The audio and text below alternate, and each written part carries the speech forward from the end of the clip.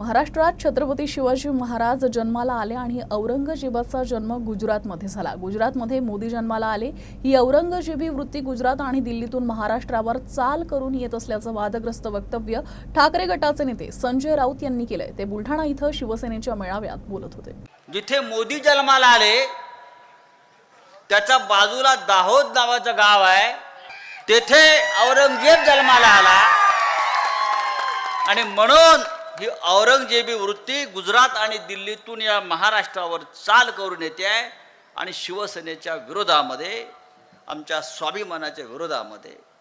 मोदी आला नाही, औरंगजेब आला म्हणा, काढून टाकू। तर अशा मी हा इतिहास सांगण्याचं कारण आहे की या राज्यात शिवाजी महाराज जन्मले आणि बाजूच्या राज्यामध्ये औरंगजेब जन्माला आला। पण जे या महाराष्ट्रावर चाल करून आले, ज्याने ज्याने या महाराष्ट्राच्या स्वाभिमानावर, या राज्यातल्या हिंदवी स्वराज्यावर हल्ले करण्याचा प्रयत्न केला, ते औरंगजेब असेल, शाहिस्ते खान असेल, अफजल खान असेल, त्या सगळ्यांना याच महाराष्ट्राच्या मातीमध्ये गाडण्याचं काम इतिहासात झालेलं आहे।